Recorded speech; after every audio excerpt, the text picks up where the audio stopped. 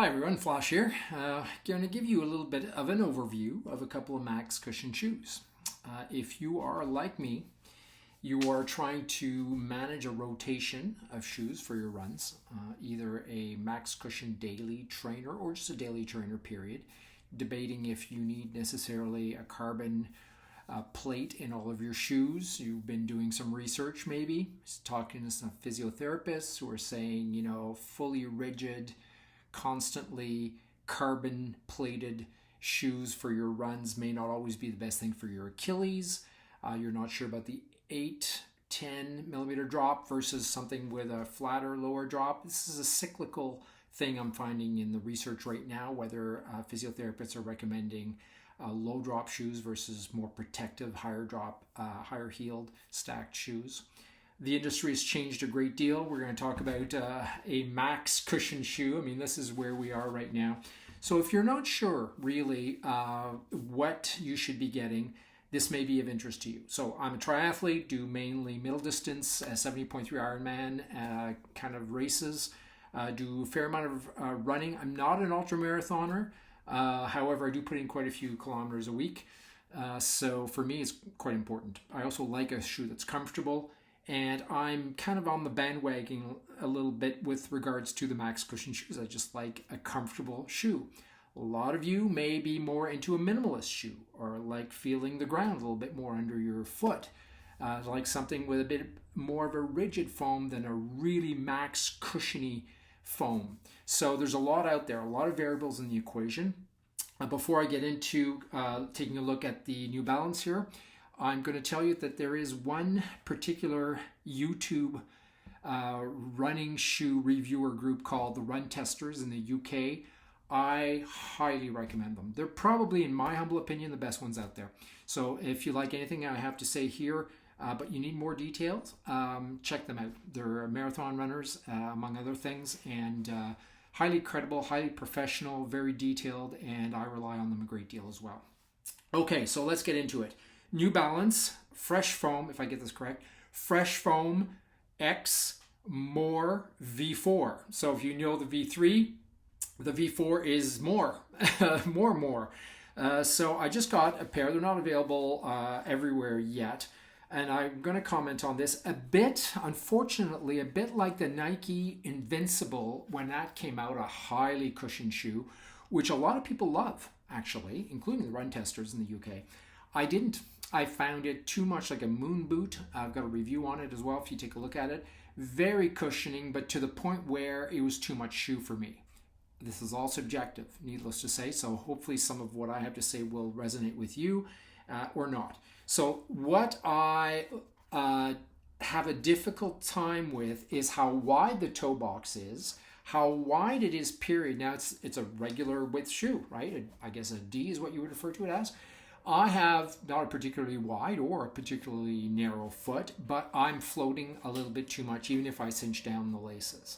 Now, for the more we go into Max cushioning, the more I find brands end up with, check this out, crazy wide outsoles, obviously, to protect the stability, right? So if you've got something you're quite high, you want the base to be able to protect you from rolling over. Now take a look at the Hoka Rincon 3 or the Rincon 2, which I have as well.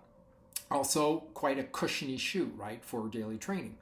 Not necessarily a race shoe, not, as you see in my background here, not necessarily the Alpha Fly you want to keep for those races, and you don't want to wear them out as daily trainers. Are also a carbon plate shoe, of course, which I will not get into in great detail today. But unlike those, the daily trainers that have a lot of Max cushioning tend to have, for the compensation of the cushiness, wide outsole. So take a look at this, and I think they kind of out-Hoka'd the Hokas. The Hoka, I thought, had a wide platform. I mean, it almost looks, well, it's narrower, right? I mean, I don't know if you can tell now, but when I look at it, the Hoka Rincon, which is a very wide platformed outsole, is even narrower than this More V4. I really wanted to love this shoe. I know Tom Wheatley from Run Testers probably will love it. Looking forward to his review on it. He's got a lot more experience than I do, and he ran and loved the version 3. I just found, after giving it a good old try twice, albeit both times on a treadmill, nonetheless, so I only ran to about 8.5 Ks on them. I just found it too wide. So also, it's a heavy shoe. Not that that was really problematic, but we're talking, I think, 310 as opposed to 220, 230, 240 maybe. Yeah, so it's a thick upper. The tongue is fine. I just find the shoe a bit bulky, if that makes any sense to you, for me. Nothing wrong with it, just a lot of shoe. Now, were you to have a particularly wide foot, but don't often go for a double width shoe, it would maybe be perfect for you. If you're a heavier person, stockier person, perhaps it would be perfect for you. I find I'm getting so spoiled with the thin uppers of the higher tech generation shoes now. And I do like that grip of my foot. I find I was floating around a little bit too much at it. And I don't mind wide toe boxes. As a matter of fact, I got used to them with hiking boots when I do a lot of high peak, long distance hiking in the mountains. At the end of the day, when your foot swells, obviously when you're going downhill, you sure benefit from that wide toe box. So I had to get used to a wide toe box, and I'm fine with it. But in this case, it's a lot. So unfortunately, I think I'm going to return them, and I really, really wanted to like them. So that's my perspective. And I want so comparing it to the Rincon 3, that also has a wide toe box, I still think that I was able to, whoops, I'm going to flip this around. I think the Rincon, I was able to cinch down a little bit more. You can tell it's a tiny, tiny bit narrower, but not much. You still have quite a bit of space. So wide toe box in the Rincon 3, just like the Rincon 2, which I love. Won't talk about the outsole too much. Yes, there is not a lot of protection, but I find it nonetheless still held up. Now, this is a very old shoe. I put in hundreds of kilometers on it. So the Rincon 3, lighter than the New Balance More V4. Wide toe box as well, similar in terms of max cushioning, so to speak. Lighter, however, and I am able to cinch it a little bit more on my foot. Hopefully that helps you. If I compare it, say, to now what maybe isn't a daily trainer, it was a race shoe when it came out, and it is the New Balance Fuel Cell RC Elite V2.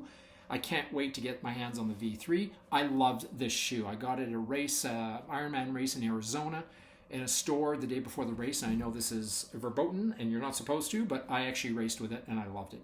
So for a half marathon distance, say, it was awesome. I would consider this so the top of the line racing shoes from New Balance. And again, the More V4, I guess, would be the Max Cushion Daily Trainer equivalent, right? So what's helpful for me to consider is Daily Trainer, 3 categories. Daily Trainer, Max Cushion, I like. A tempo shoes, something that is not necessarily on stilts, a little bit more of a racer. And here I don't mind going for a carbon shoe.